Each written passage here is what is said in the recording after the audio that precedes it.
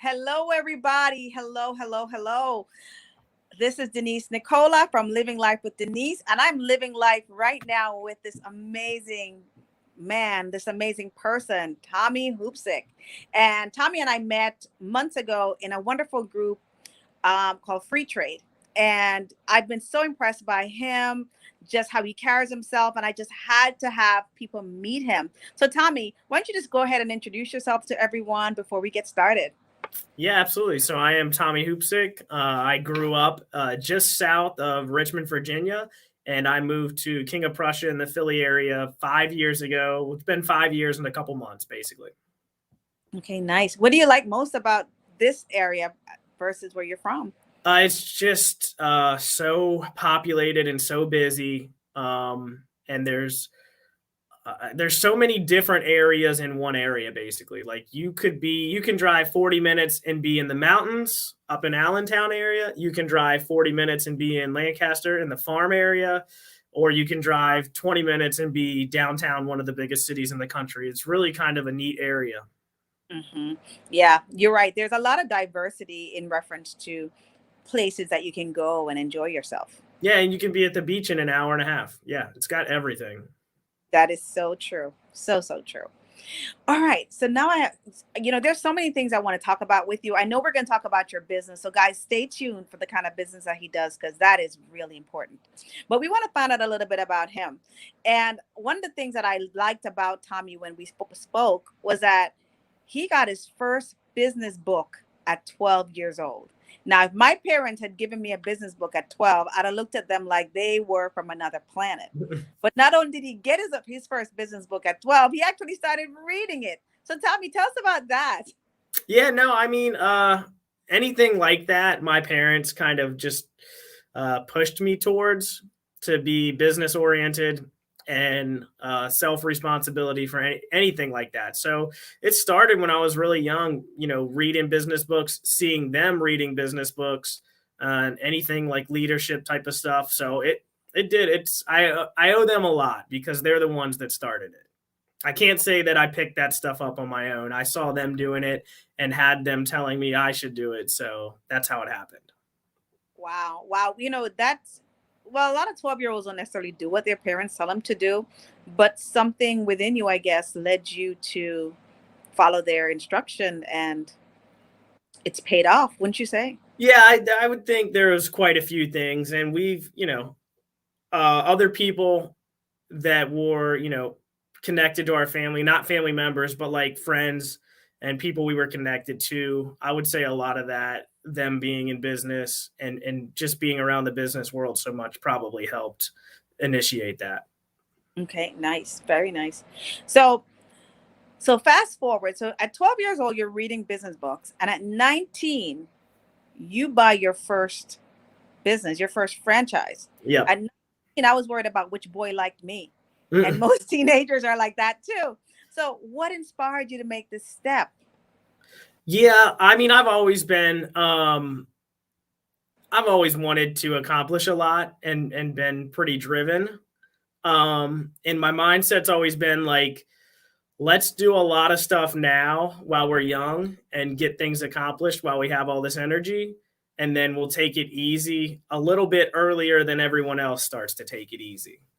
If I have to wait until I'm in my 50s or 60s to retire, I would find that personally for me very unsuccessful in what I'm trying to do. So my mindset's always been, let's get things done faster so we can be done with them faster and take it easy and go play faster. So I kind of simplify life now and try and work longer hours so that, with the hope that in the future, I don't have to do it forever.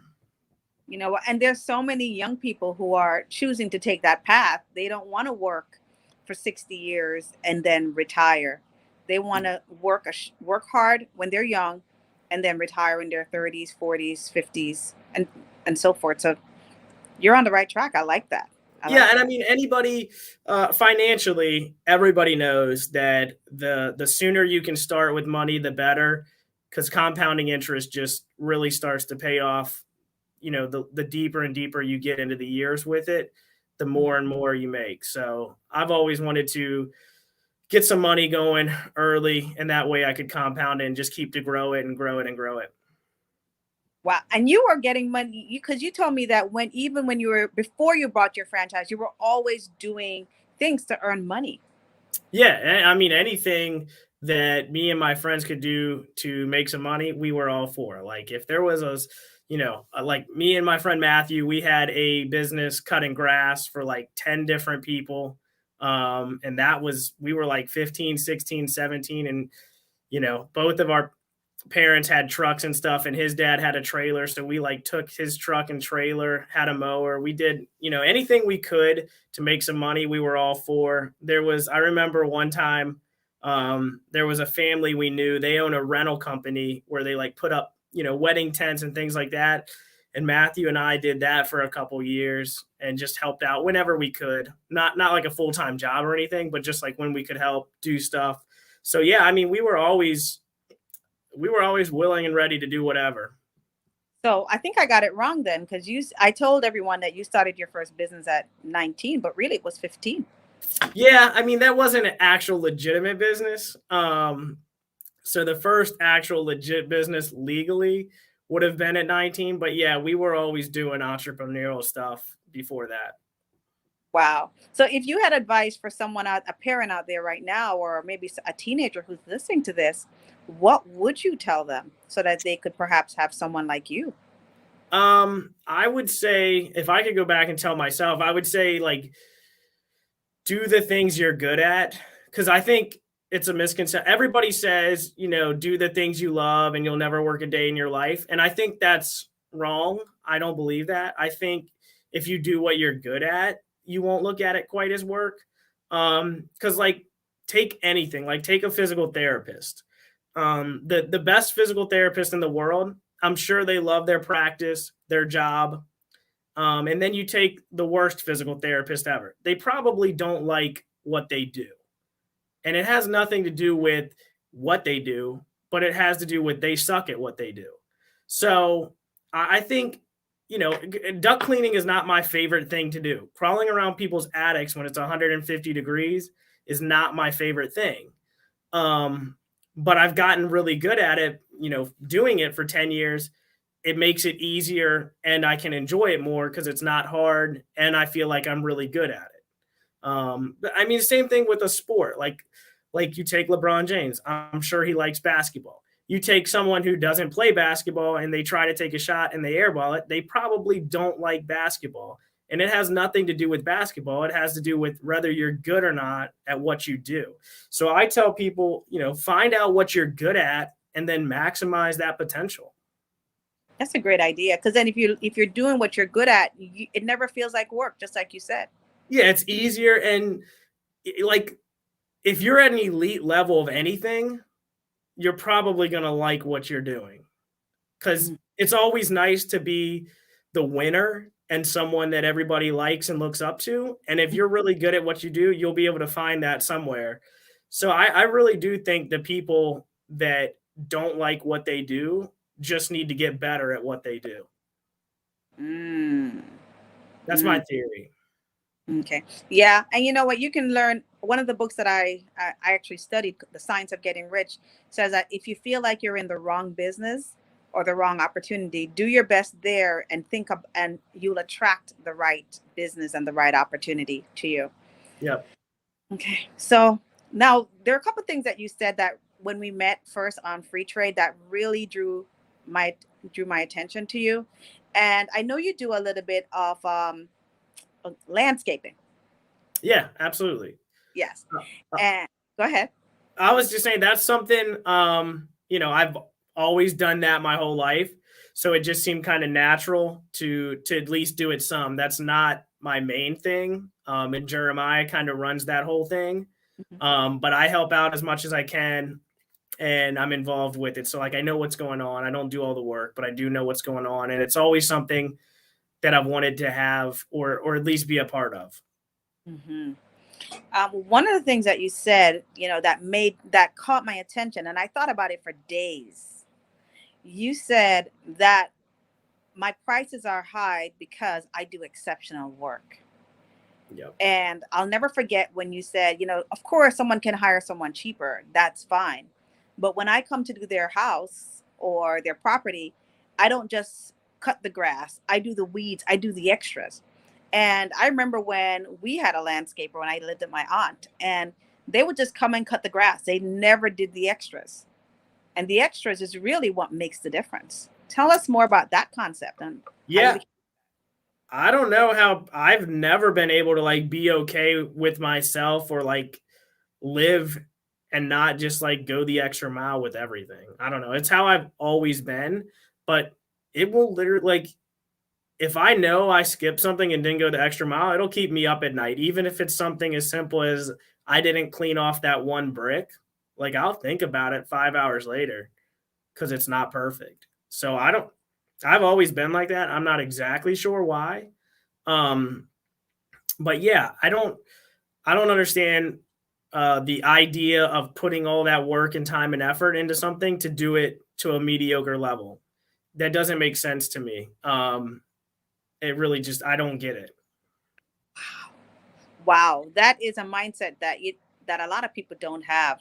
My brother would always say, how you do one thing is how you do one thing is how you do everything. And it Yeah, sounds like you have a for level sure. of that. Wow. So let's talk about what makes you up. What inspires you? I mean, I like to win, obviously, like anybody else. So I've always been extremely competitive. I've always hated losing. Like I am one of the worst losers ever. You can ask my older brother. I hate losing. So that's always been motivating. And then it just to me, it's just like logical, like that you would want to do your best at whatever you do. Like it seems very simple and common sense to me that like if you're spending the time and effort to do something, why not just, do a really good job? I don't know. It just makes sense to me. So that's kind of been that's always been my mindset. I've been confused when people, you know, don't think that way. I like that. I like that. Because a lot of people, sometimes I've been guilty of it where I do things not necessarily because I want to do them, so I don't give my best. But the things that I do want to do, I tend to give my best. So, Yeah, and wow. like if you do, I guess the theory is that like if you do a good job at something, that's motivating in itself. Hmm. Like when you do it and it's good and then you look back at it and you're like, "Oh wow, I did something that was impressive or great or whatever." That's going to motivate you moving forward. And then now you're at this level and if you try to slide back to this level, your mind's just not going to like it and it's not going to let you do it. Yes, I agree with you. I found out when I've given my best to something and I push past what I thought were my limits, I can never go back to what I thought my limits were. Yeah, Never. and I think that's what's happened with me is just like I'm always trying to do my best and then like I hit the next level and being at that level and seeing that I can do that motivates me to keep it there or go to the next level because if I try to go back, I'm just not able to. Hmm. Yeah, that is so true. So I I think now, I don't know, maybe it'd be tough to tell what the initial motivations were, but I think the motivation now is just like the level of where I'm at, I guess, keeps me motivated to keep going and I really just can't go back even if I wanted to. Yeah, because you have a level of excellence and you're always pushing to pass it, to beat your best. Yeah. Yeah. And I think being at that level is what keeps me motivated to keep doing it. I like it. I like it. So when we talked or when we spoke earlier, we talked about what your favorite books were. Because I guess if we wanted to know how to become a person of excellence like you, or if the audience wanted to know, I guess I'd want to know what books are your favorite that have influenced you. Yeah. I mean, there's been a lot. I've definitely, in the last 10 years, probably I've read a couple hundred. And I don't actually read anymore, like rarely. I'll read articles and stuff online or something, but like I haven't read a full book in at least a year. Because I feel like I have enough information right now. I kind of just need to refine what I have learned to get good at that before I take on even more. Mm-hmm. Um, But I mean, as for in business, the best book I've ever read is Leadership by John Wooden, which he was a He's basketball good. coach. Yes. That to me is that book connects to me the most and what I need to be good at. So I find that the most useful. There's another book by a guy that used to be like an anchor for NBC Sports, and it's called What Makes Winners Win, and it's an old book, and that one was really good as well.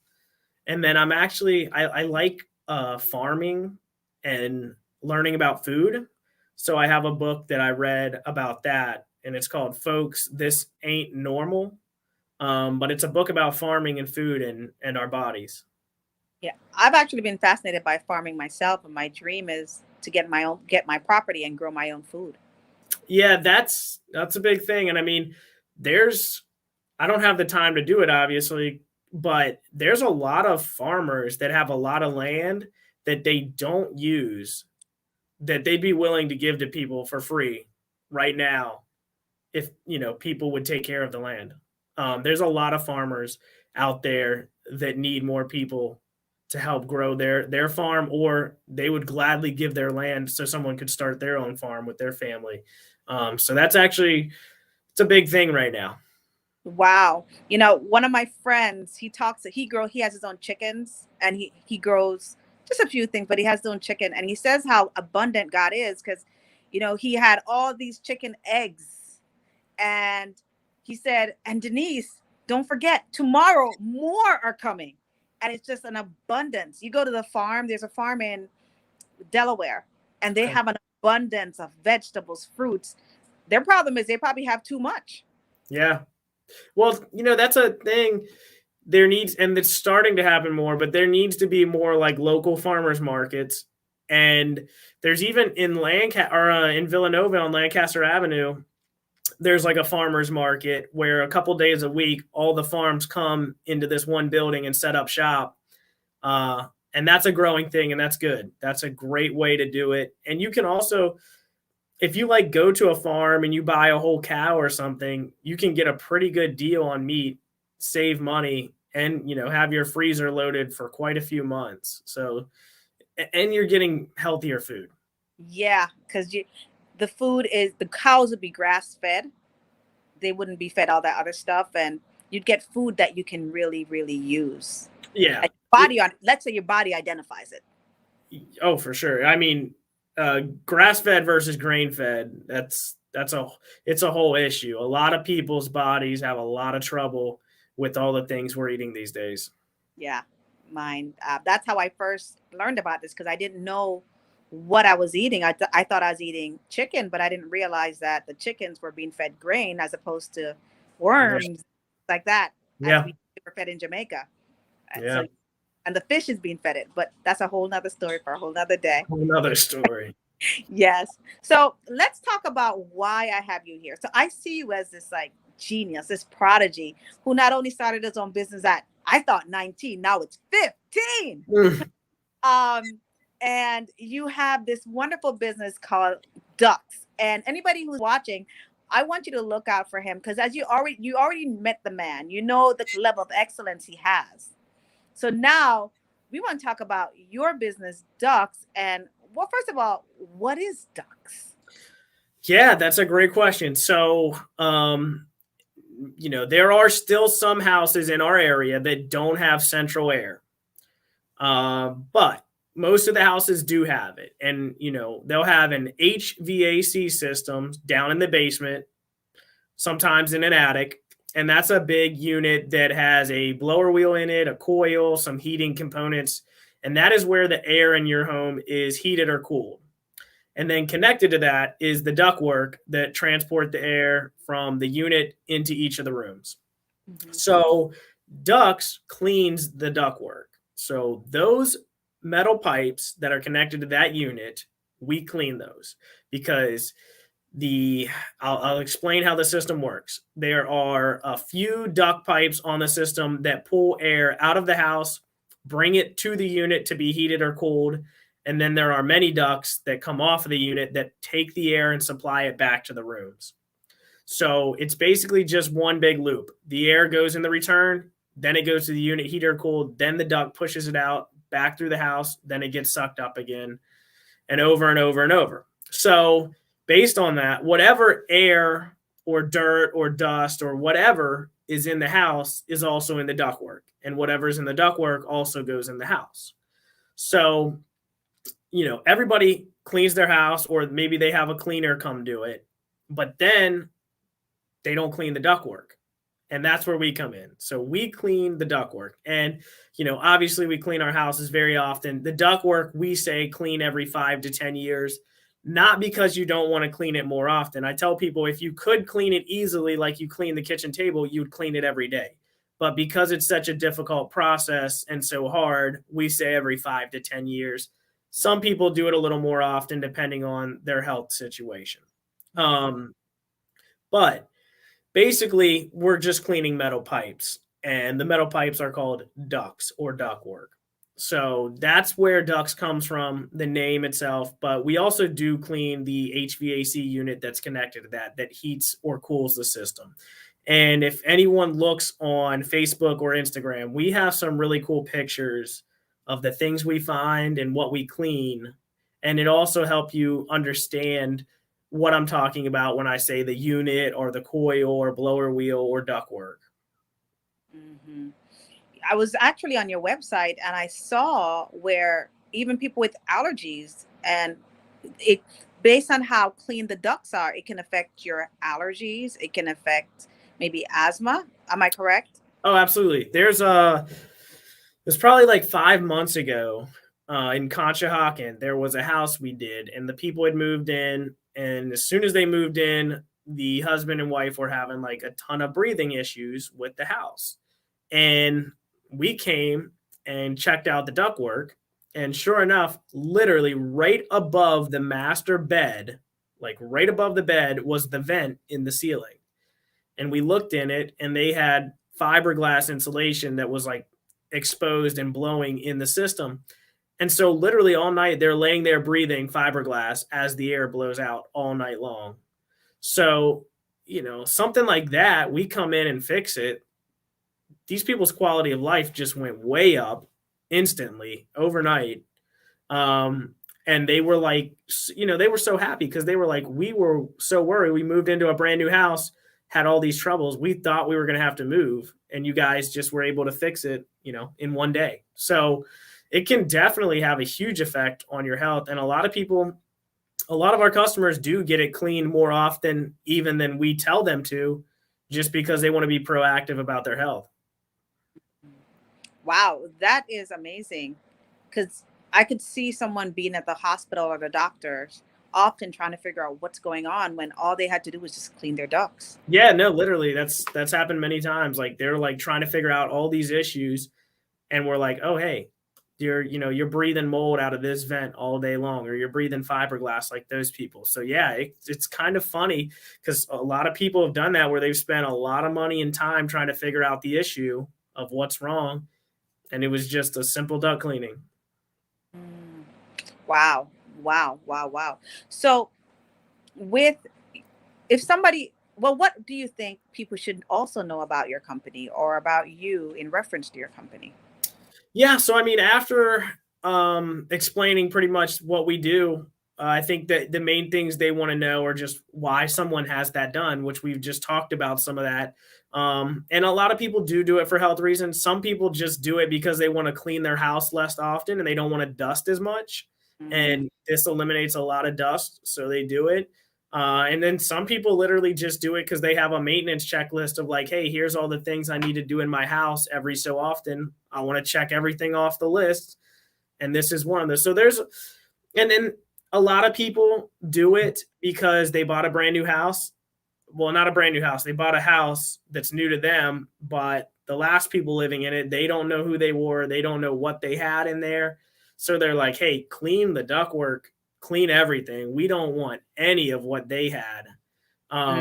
Especially now with COVID, that's been a big thing. A lot of people that are moving into a new place like want a total clean because they don't want any germs or anything from the previous people. So that's been a huge, this year in 2021, that's been a huge thing, is people moving in a house and saying, hey, I don't want the last people's whatever. Mm-hmm. You should Um, Go go ahead. ahead. You go ahead, and I'll say what I was going to say. Oh, I was just going to say, and then more along the lines of, basically, we're just extremely detailed in our cleaning. Like when people call us and say, hey, I want clean ducts, we're like, okay, it's probably going to take this long, but we really don't have an actual number, because we're not going to just come there and say, this is the time limit. When we're done with this amount of time, we leave. Like, we're not going to leave until the ducts are cleaned, back to brand new, and we have pictures to prove that. So it's, a lot of people, because of pricing, they're like worried and they don't want us to be there like all day. But I'm like, look, if you're going to have this done, you need to make sure it's right.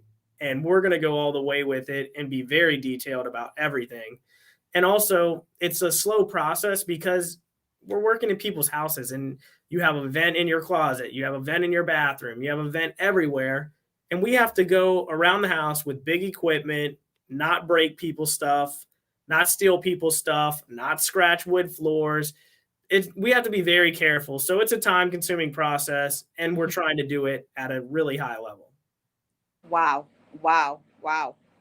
Wow. What you offer, I think every realtor should make sure that her client gets this. Every house she sells should come with your business card. Like I said, this year, 2021, has been huge for us with the housing market connection, as for like doing work in people that have just bought a house or are about to sell a house. Like, this has been our biggest year. It has grown tremendously. Sounds like it might be hard to get an appointment with you, so people have to call you right away to book. Yeah, it really is. I mean, people that are calling now, I'm telling them the beginning of December, basically, because we're full for all of October and November. We're hoping it kind of like slows down around the holidays, so we're not working round the clock on Mm-hmm. Christmas or something crazy. We did a job last weekend at a daycare, and we worked 12 hours Saturday and 17 on Sunday, and then went right back to work on Monday. Wow. Yeah. So we're hoping for somewhat of a break around the holidays, or at least a little bit of a slowdown. Wow. So let me get this right. So you do homes, you do businesses, which includes daycares. Yeah, no, any type of business. And we even do some industrial work as well, in like plants, power plants, facilities like that, whatever. So basically, any place there's a metal pipe that air travels through, we can clean that. Wow, wow, wow. Wow. Wow. So I'm going to put your website. Well, you know what? Hold on. Let me see here. I have so this is where Ducks of DelChester, right?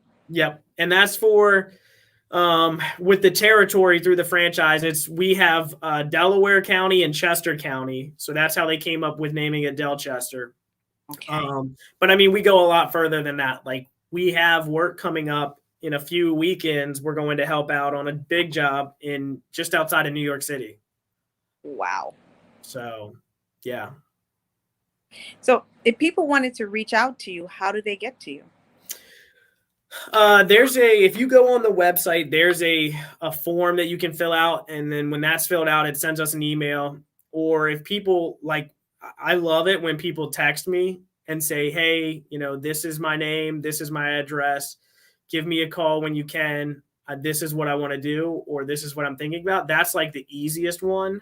Mm-hmm. But the website form is really good too, just because I have all their information. Phone calls are great, but the text or the website is the best. So the number that they can text, is it the 215-444-6809? Is that? So yeah, you can do that one, or they can do my cell, which is 610-291-5438. So either one of those will work. 5438. And I'm going to send this across the screen as well. Okay, there we go. Did I get that right? Yes, absolutely.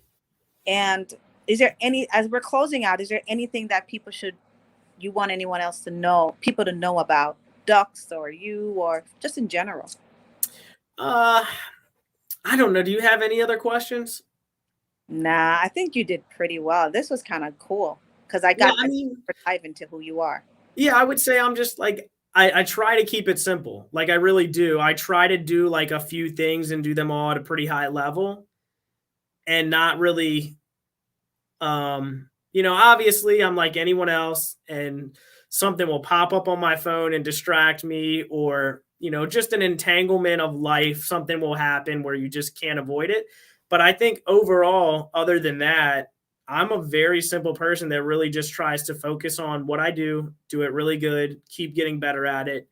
And, you know, obviously I still have to fight fires every day like any other business owner, but I really do focus or I'd say I put an extra focus more so than most other business owners on keeping it really, really simple. Mhm. Okay. Are you guys hiring? Right now we're not Okay. because so we will be in probably January or February. Because we've got a few good people right now that we've hired recently, and we're in the training process. So, eh, believe it or not, duct cleaning is pretty technical, and there's a lot to learn, and there's Yeah. a few certifications to get. So, when we bring someone on board, we really do need like 6 or 8 months to focus on that person and train them before we bring on more people. So right now we've got a couple people we're in the process of training. Once we get them trained, it'll be on to finding some new people. Okay. Awesome. Awesome. So my takeaways from today is if you're going to do something, do it well. Yeah. And that's going to Yeah. make you like it more. Yes. Because A you're going lot to of be proud. people really are so stuck on that idea of, oh, I have to find something I like. And I always just make it like a simple analogy, like the LeBron James in basketball. I'm like, hey, if you go shoot 100 3-pointers and you make 99 out of 100, you're going to like that. So whatever you do, if you do it good and you're really good at it, you'll probably like it, or at least you won't hate it. Mhm. You inspire me so much. I mean, just your level of excellence, just who you are, that is just top notch. They're not a lot of people like you, and I just want you to know that whatever you're doing, you're making a difference out there for other people, and to me, you're like a rock star. I really try to, be inspirational. And that's something even I do with like our guys that work for us is like I make sure that, I still get in a bad mood here and there, but I try not to let them see me when I'm in a bad mood. I try to keep a good profile. And really, there was this one guy, and he said in this one video, he said that he like thinks about all his employees when he walks around his office and like pretends they're wearing a shirt that has lights on it and says, make me feel important, like make me feel good. Yeah. And I thought that was a good way to think about how you need to act and like lead the people you're in charge of. Um, and so I do try to be inspirational and have a good attitude that rubs off on people. I like it. I like it. And we're going to, with that, we're going to close. We're going to say, when you see people, act as if they have a sign around their back that says, make me feel important. Tommy Hoopsick, you are the bomb. And Ducks of DelChester, guys, check it out.